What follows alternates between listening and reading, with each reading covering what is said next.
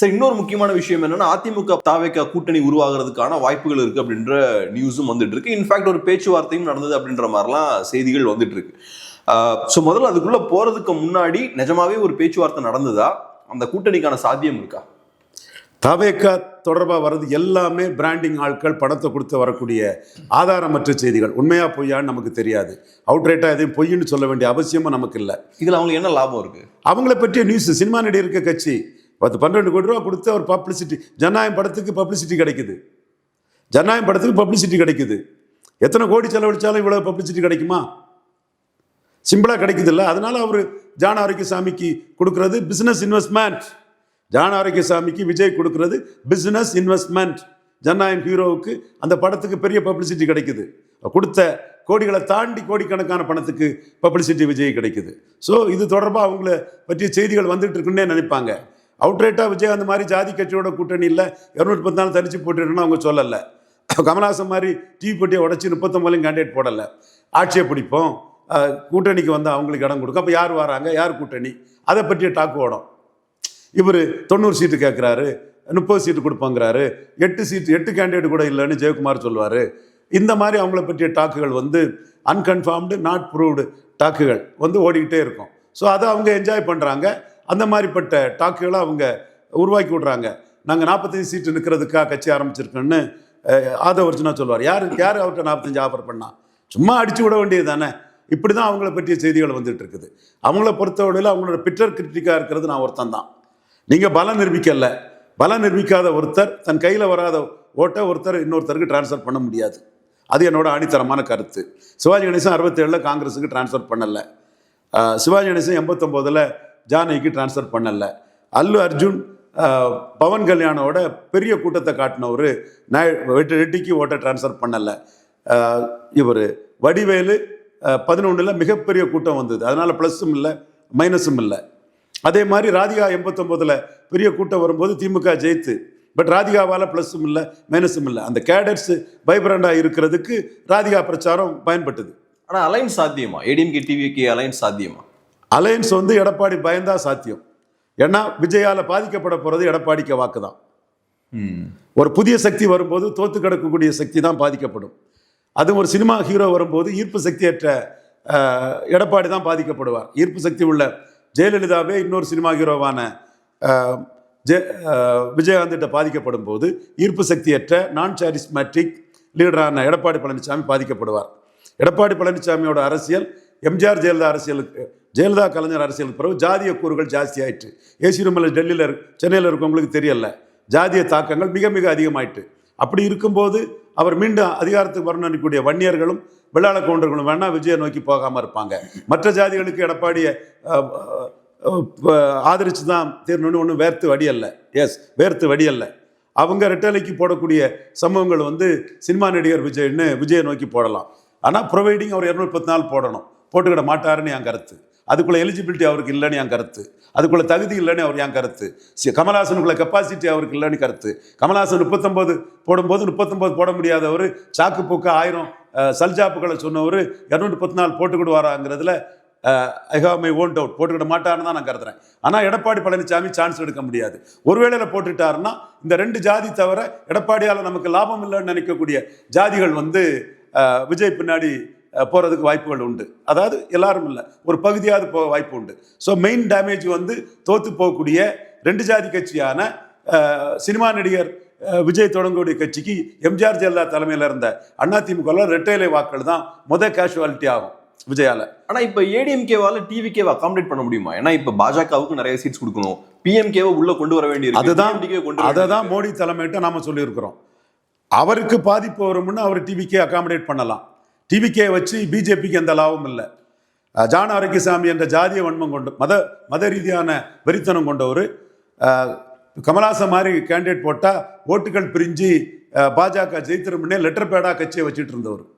2024 CA எதிர்ப்புன்னு சொன்னவங்க, வக்போர்டு இது பண்ணக்கூடியவங்க, அவங்க ஓட்டை நிரூபிக்காதவங்க. பட் அவங்க அபிமானிகள் கூட பாஜகவுக்கு ஓட்டு போடுவாங்களான்னு கேரண்டி கிடையாது. விஜய்க்கு அபிமானிகள் பாஜகவுக்கு ஓட்டு போடுவாங்களான்னு கேரண்டி கிடையாது. அப்படி இருக்கும்போது விஜய்க்கு இங்கேருந்து சீட்டு கொடுத்தா எடப்பாடி தன் கோட்டாவிலிருந்து கொடுக்கட்டு, விஜய் கொடுக்கக்கூடிய சீட்டில் பாஜக பலத்துக்குள்ள சீட்டை கை வைக்கக்கூடாது. இதுதான் நாம் மோடிஜிக்கிட்ட நம்ம ஆர்குமெண்ட்டை வைக்கிறோம். அமித்ஷாஜியும் வந்து அதை புரிஞ்சுக்குவார் நான் நம்புகிறேன். இப்ப நாம் தமிழர் கட்சி பாயிண்ட் ஆஃப் வியூல இருந்து பார்க்கும்போது அவங்களுக்கு எது நல்லது? டிவிக்கே அதிமுகவோட போனா நல்லதா, தனியா இருந்தா நல்லதா? என்டிகேவுக்கு அதிமுகவோட போனால் பிரச்சனையே இல்லை, தனிச்சு போட்டிங்கிறது சீமான் மட்டும்தான் ஆகி போகும். வந்தால் எதிரியை ஃபேஸ் பண்ணி தான் தீரணும். வந்தால் அதுவும் சீமானுக்கு ஒரு லாபம் தான். விஜய் பெரியாருக்கு ஆளு, ஸ்டாலின் பெரியார் ஆளு, அதிமுக பெரியார் ஆளு, விஜய் பெரியார் ஆளு, சீமான் பெரியார் மண் இல்லை, பெரியாரே மண். இதுக்கு பெரிய வாக்கு வலிமை சமூகங்கள் மத்தியில் இருக்குன்னு நான் கருதுறேன்.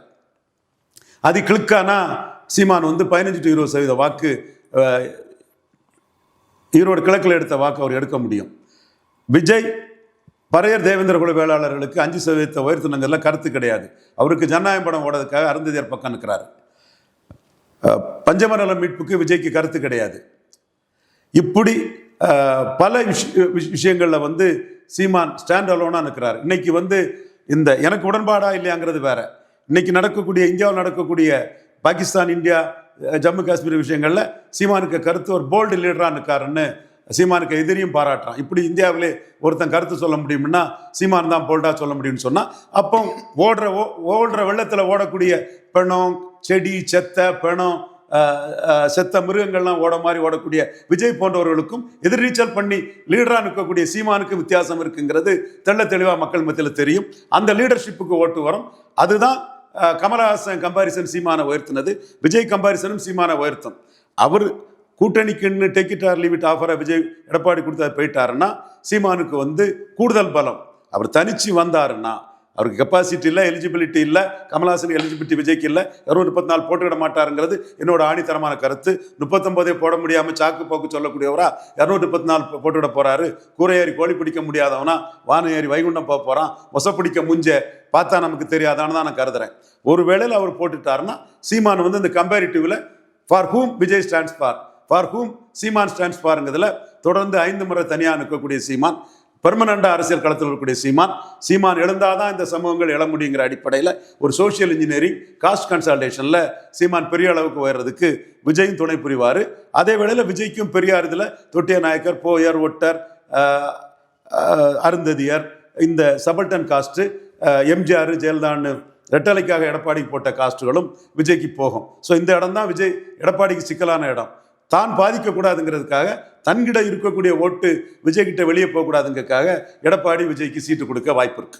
கடைசியா ஒரே ஒரு கேள்வி சார். இப்ப விஜய் அவர்களை பொறுத்தளவுல அவரு திமுகவுக்கு பாதிப்பு ஏற்படுத்த மாட்டார், அதிமுகவுக்கு தான் பாதிப்பு ஏற்படுத்துவார் அப்படின்ற மாதிரி சொன்னீங்க இல்லையா? இப்ப சாமானியனா பார்க்கும்போது விஜய்க்கு எல்லா கட்சியிலையும் ஃபேன்ஸ் இருப்பாங்க, திமுகலையும் ஃபேன்ஸ் இருப்பாங்க, திமுக கூட்டணி கட்சிகளையும் ஃபேன்ஸ் இருப்பாங்க. ஸோ ஏன் அவர் குறிப்பா அதிமுகவுக்கு தான் பாதிப்பு ஏற்படுத்துவாருன்றீங்க? நான் பெரிய சிவாஜி ரசிகன். எம்ஜிஆர் சொர்க்கம் எங்கிருந்தால் மாதிரி ஒரே நாளில் 2 படம் விட்டெல்லாம் ஹிட் பண்ண முடியாது அப்படி சொல்லக்கூடியவன். பட்டிகாடா பட்டணமாவும் வசந்தமானியம் ரெக்கார்ட் பிரேக் ஆனதுனால எருமை திமுகவை ஆதரிச்சா படங்கள் கீழே போயிரும்னு எம்ஜிஆர் கட்சி ஆரம்பிச்சோர்னு எம்ஜிஆர் விமர்சிக்கக்கூடியவன். அப்படிப்பட்ட தீவிர சிவாஜி ரசிகனா. சிவாஜி வந்து காமராஜ் ஆட்சி அமைக்கணும், காங்கிரஸ் தனிச்சு நிற்கணும்னு சொன்னார். ஐயா மூப்பனார் பக்கம் நின்னார். அவர் வந்து ஐயா மூப்பனார் காமராஜ் ஆட்சி அமைப்பு பண்ண ராஜீவ்காந்தியை கூப்பிட்டு வந்து பிரச்சாரம் பண்ணும்போது அவர் வந்து என் அண்ணியை முதுகில் குத்தினார்னு ஜானகி அம்மையார் கூட போனாங்க. அப்போ ஜெயலலிதா ஆரம் வீரப்பன் காசுக்கு போயிட்டாரு விஜய்ங்கிற சிவாஜிங்கிற ஒரு கருத்தை முன் வச்சாங்க. மக்கள் மத்தியில் சபார்டினேட்டாக போன சிவாஜி எடுபடல, வீணா போயிட்டார். அதுதான் அங்கே ரீசன். நீங்கள் வந்து பிரைமரி ஃபோர்ஸா 84 சிவாஜி நின்று இருப்பாருன்னா 12% ஓட்டோராக வந்திருப்பார். எங்கள் ஊரில் டாக்டர் மோசஸ் எல்லாம் ஏணியில் ஏறிட்டார், வெற்றியே பெற்றிருப்பார் சிவாஜியால். அவர் அன்னைக்கு வந்து 5 MP 20 MLAக்களை பவர் பொலிட்டிக்ஸில் வாங்கிட்டு சிவாஜி போனால் பாதிக்கும்னு வெங்கட்ராமன் தலையிட்டு வாங்கி கொடுத்ததில் உள்ளே இருந்துக்கிட்டார். அப்புறம் வெளியே வந்து ஜானகி சப்பார்டினேட்டாக போகும்போது அவர் பலகீனப்பட்டு போனார், அடிபட்டு போனார். அதே மாதிரி விஜய் களத்துக்குள்ளே நின்னாருன்னா எம்ஜிஆர் 3 எழுத்து, விஜய் 3 எழுத்து, பாமர ரெட்டையில வாக்காக தான் விஜய் எடுப்பாரே தவிர, என்டி ராமராவ் வெற்றி பெறும்போது 40% எதிர்கட்சி வாக்களை எடுத்தவர் 10 எதிர்கட்சிகள் வாக்கு எடுத்ததுக்கு ஒரு ஆளுங்கட்சி இந்திரா காந்திக்கு வாக்க ஒரு ஓட்டு தான் எடுத்தார், 4% தான் எடுத்தார். அந்த டேட்டாவை ஆதவர்ஜுன் எடுத்து பார்த்துட்டு பேசிட்டு, சும்மா மக்களுக்கு தெரியாது, பத்திரிகையாளருக்கு தெரியாது, நீ காதில் பூச்சி தீட்டு தெரியக்கூடாது. ஒரு புதிய போலீஸ் வரும்போது வெற்றி பெற்றவனுக்கு பெரிய பாதிப்பு இருக்காது, பலகீனம் அடைஞ்சு தோத்துட்டு இருக்கவனுக்கு தான் பாதிப்பு. விஜயகாந்த் வரும்போது கருப்பு எம்ஜிஆர்னு ஜெயலலிதாவுக்கு தான் பாதிப்பை ஏற்படுத்தினார். கமல்ஹாசன் வரும்போது எம்ஜிஆர் ஆட்சி கொடுப்போம்னு பிராமணர் ஓட்டும் பிறமொழியாளர்கள் ஓட்டும் ரெட்டலை ஓட்டை தான் பாதிக்க செய்தார். அதே மாதிரி விஜய் வந்தாலும் ஃபர்ஸ்ட் பாதிக்கப்படுறது ரெட்டலை ஓட்டு தான். ரெட்டலையில் 4 ஓட்டு பாதிச்சாதான் மற்ற எல்லா கட்சிகள்ல இருந்து 2 ஓட்டு பாதிக்கும். இதுதான் உண்மை நிலைமை, இதுதான் கடந்த கால வரலாறு. விஜய்க்கும் அதுதான். விஜய் கிறிஸ்தவராக இருக்கலாம், ஜோசப் விஜயா இருக்கலாம், minorities are vigilant and alert. எந்த சர்ச்சையிலையும் காலையில் சொல்லிடுவான் திமுக காங்கிரஸ் கூட்டணிக்கு போடு, பாஜகவுக்கு எதிராக போடுன்னு. விஜய்க்கு போட்டால் அவனுக்கு அதிகாரம் வரணும். விஜய் ஏதோ வெள்ளாளர் கிறிஸ்டினா, உடையார் கிறிஸ்டினுக்கு என்ன, நாடார் கிறிஸ்டினுக்கு என்ன, மீனவர் கிறிஸ்டினுக்கு என்ன. அவன் கடைசி நேரத்தில் படத்தை பார்ப்பான், விஜய் பெரிய ஸ்டாராக வரணும்னு படத்தை பார்ப்பான். விஜய் மோட்டிவேட்டிங் ஹீரோவாக இருக்காரு, அது இதெல்லாம் பேசுவான். படத்தை பார்த்து ஆதரவு கொடுப்பான், ஒரு தடவைக்கு 3 தடவை பார்ப்பான், அது வேறு விஷயம். ஆனால் ஓட்டுன்னு வரும்போது அவன் பாஜகவுக்கு எதிராக திமுக காங்கிரஸ் கூட்டணிக்கு தான் போடுவான். முஸ்லீம் காக்கவே வேண்டாம், விஜய்க்கு முஸ்லீம்ஸுக்கு என்ன இருக்குது? அவர் சர்க்கார் இது பீஸ்ட் படத்திலே முஸ்லீம் எதிராக போனாருங்களா தான் அவர் தண்ணி குடிக்கிறார். அடுத்த படத்துக்கு முஸ்லீம்ஸ் ஆடியன்ஸ் வரணும்னு சிஏ எதிர்ப்பு அது இதெல்லாம் கேஸ் போட்டுட்டு இருக்கிறாரு ஜனநாயகம் படத்துக்கு. ஸோ இந்த திமுக காங்கிரஸோட பேக்கிங் கம்யூனிட்டி ஓட்ஸ் எல்லாம் விஜயால் ஒன்றும் பிரிக்க முடியாது. விஜய் பிரிக்க போகிறது எதிர்கட்சி, தோக்கக்கூடிய கட்சி, எம்ஜிஆர் ஜெயலலிதா ரெட்டையில், ஸ்டேக்ஸ் இல்லாத ரெட்டையில ஜாதிகள், போயர் ஒட்டர், நான் சொல்கிறோம் இல்ல ஜாதிகள், இந்த ஓட்டுகளை தான் எடப்பாடிட்டு பிரிப்பார். அதுவும் அரசியல் அதிகாரத்துக்காக எடப்பாடி கூட நிற்கக்கூடிய வன்னியர் கொங்கு வேளாளர் ஓட்டை விஜயால் பிரிக்க முடியாது. இதுதான் இந்த மண்ணில் நாராயணகுரு ஐயா வைகுண்டர் வழி வந்த தாளக்கிடப்பாறை தற்காப்பதை தர்மம்ங்கிற புள்ளியில் பெரியார் பதவி இல்லாமல் சமங்கள்கிட்ட விழிப்புணர்ச்சி ஏற்படுத்தினார். நான் 3 ஜாதி தான் அங்கே ஆதிக்கம் பண்ணுறான், மற்ற ஜாதியெல்லாம் விழிப்புணர்வுன்னு பெரிய ஒரு விழிப்புணர்ச்சி ஏற்படுத்திட்டு இருக்கேன். பெரியார் அன்னைக்கு செய்ததுக்கு இணையானது. பெரியார் அளவுக்கு நான் ஒர்க் பண்ணலை, ஆனால் இன்னைக்குள்ள மாடர்ன் கம்யூனிகேஷன் ரெவல்யூஷன் பெரியாரை ரீச் பண்ணதோட நான் ஜாஸ்தி மக்களை ரீச் ஆகிறேன். அதான் பெரியார் உழைப்புக்கெல்லாம் நம்ம தூசு, அது நான் வரல.